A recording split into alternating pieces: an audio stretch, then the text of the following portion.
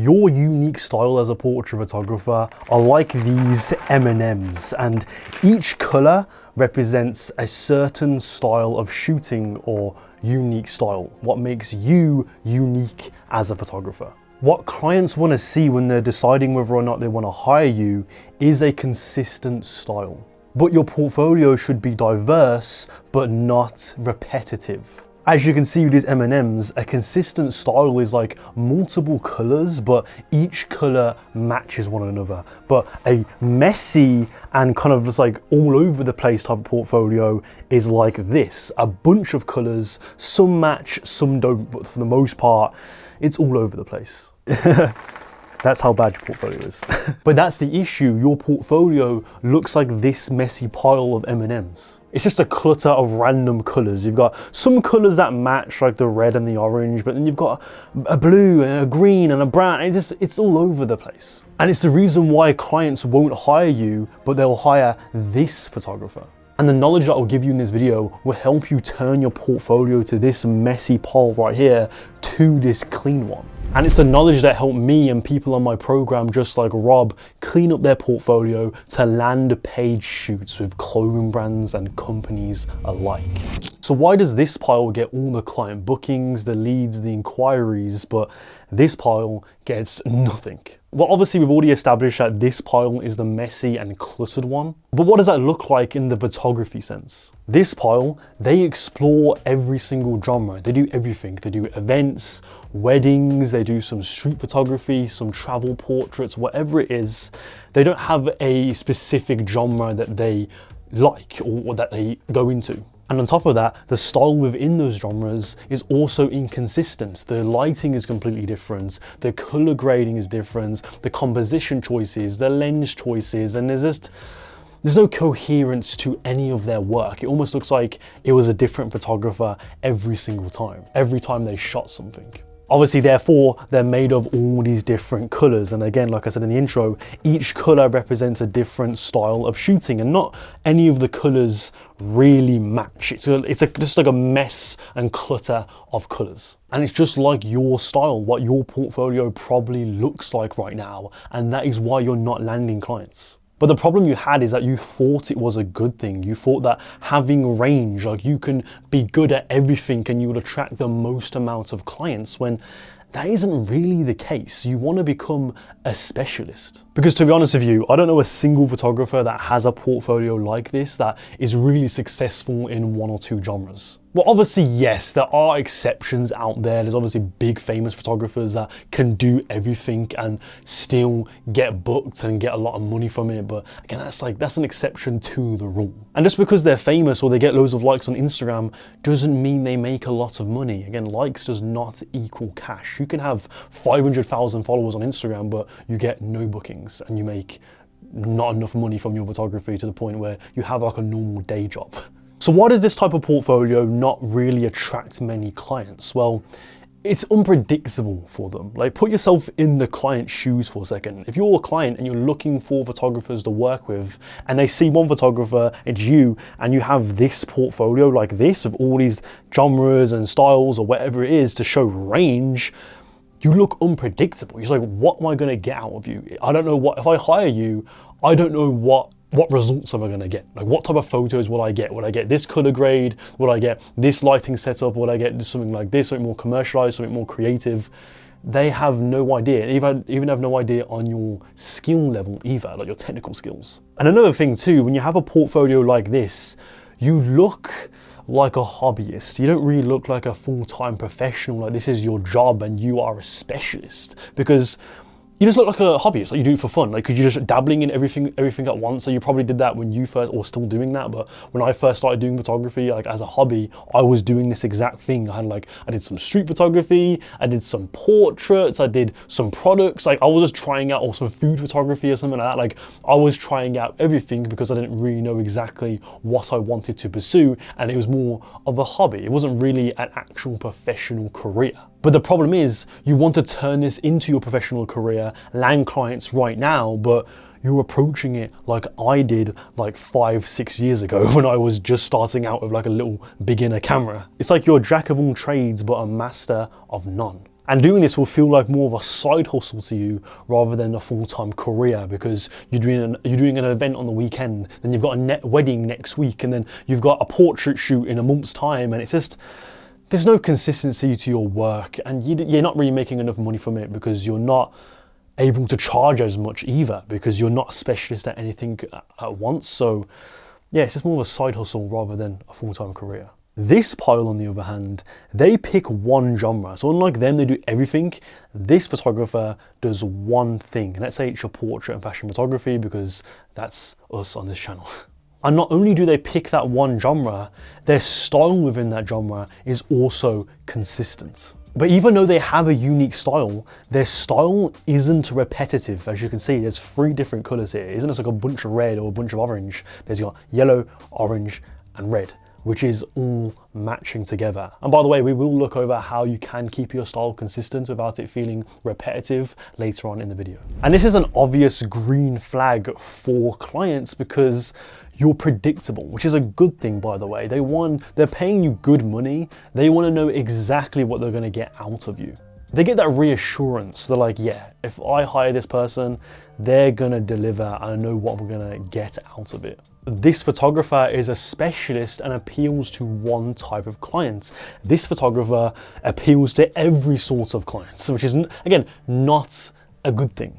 And therefore, this photographer can charge much more than that photographer because they're a specialist, they're a master at this one style. They may get less bookings, but each booking pays 10 times more. So technically, they're making way more money with less work than this one. And this can actually be considered their full-time career. And if you're finding the video useful so far and you want to make that transition from a hobbyist to a professional full-time portrait photographer, I have a course in the top link below that will help you turn your dream into a reality. I give out knowledge like this on a much bigger and in-depth scale. So if you want to speed up your progress into landing that dream shoot with that dream client, it's closer than you think. So check out the course in the top link below. What defines your style as a portrait/fashion photographer? Your style is not just your color grading and your lighting, it's everything within the frame. There's this term in the film industry called mise-en-scène. If you've done film studies before, you studied film, you probably know what I'm talking about, but it basically means everything within the frame, everything the audience or person sees within a photo, within a still frame from a film, is the mise-en-scène, is your style. So that's not just your color grading and your lighting, but it's also the styling, the set design, the location, the types of models or talents that you use, the brands that you like to shoot for, the themes, the color palette, etc. So how can we find our style? How can we find out what appeals to us the most? There's loads of different ways to find your style, but the one practice that I've used that's helped me the most, practical experimentation. So I did this in around 2023, 2024.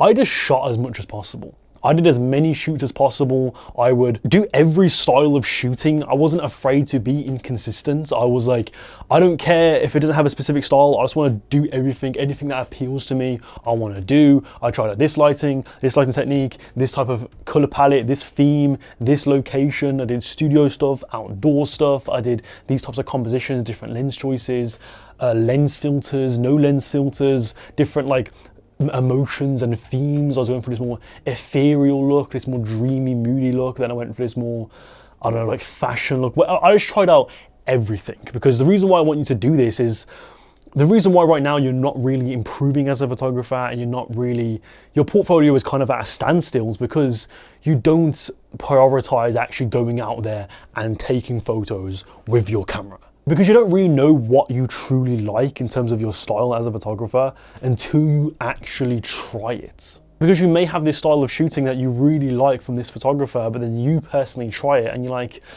I don't really like it. It doesn't really resonate with me a lot. Like, I might like that photographer when that photographer does it, but when I do it, it doesn't really appeal to me. Because I give you this analogy, your photography is like your relationships in a way. Like if you've been in multiple relationships before, you know that your preferences in a partner changes over time. You may think you like this type of thing in a partner, you like that personality, whatever it is, that characteristic, that trait, but then you get with that type of person and you're like, actually not a big fan. I actually don't really like that, because it's easy to say you like that type of person in a partner, but then you actually get with that person and you experience it, like in person, you actually experience it.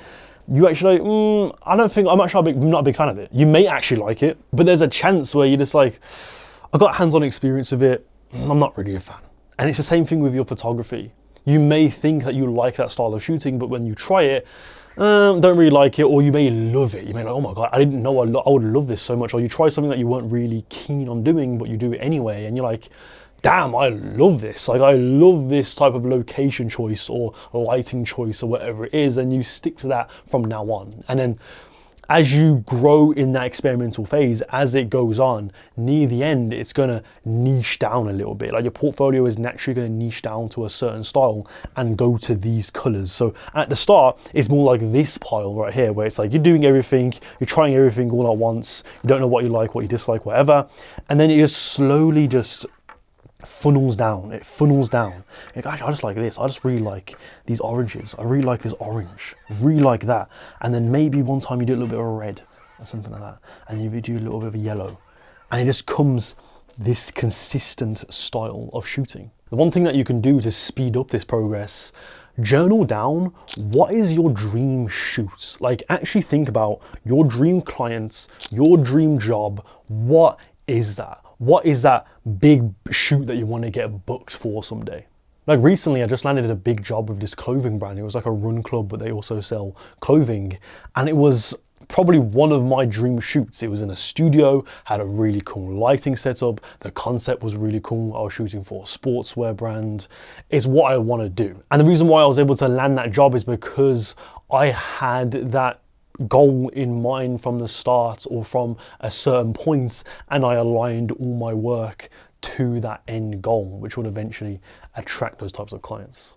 And the best way to intentionally curate your style is by doing genius shoots. Genius shoots are where you plan, budget, and source a team for that shoot. So when you're planning your photo shoots, it isn't just this shitty mood board like you're probably doing right now. It isn't just creating like a little broad mood board being like, I'm going for this color palette and this is the style I'm going for. No, but you're going in full detail now. You're making a treatment. So obviously you're making a general mood board like you're doing right now, but then you expand from that and you're making a mood board for styling. You're thinking about what is the color palette going to be, this very specific lighting setup and lighting technique that you're going to use. You're looking at a shot list, casting direction. You're like, okay, what type of model do I want to use? Like, you can see how you're actually considering every little aspect of the photo shoot. By the way, that is a part of your style, so that's why you need to do that. So then everything you're planning in the photo shoot is intentional. So it's not just like, oh, I'm going for this lighting, and you have no idea what type of model that you're going to use,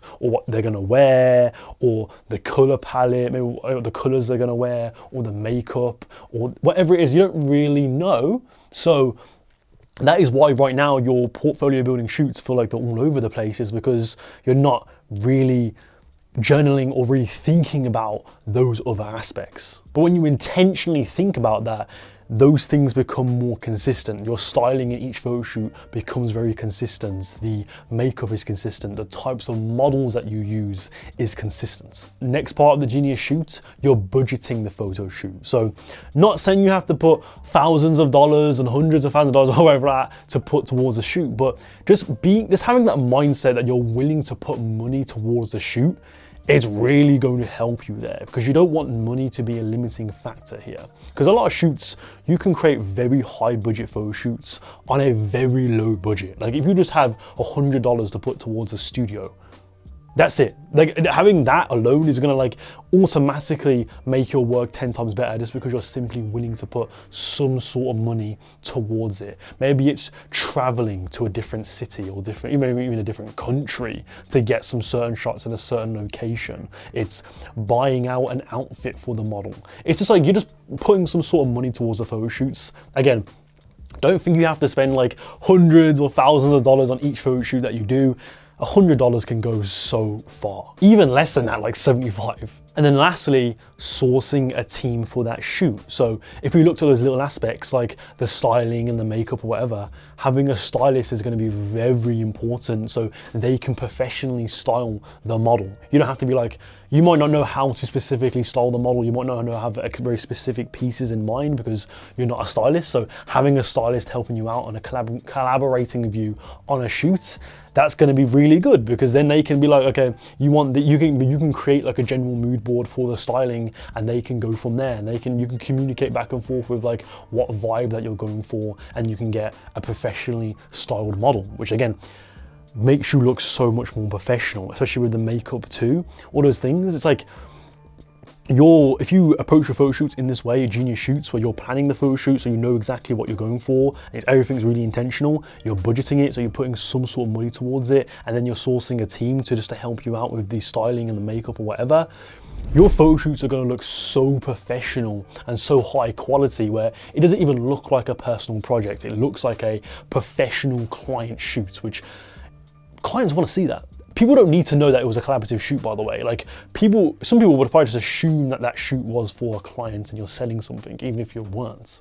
And the way that you can keep your style consistent but not repetitive, you have these different aspects. So again, I talked about the color palette, you've got your styling, you've got your types of models that you use, your lighting, etc.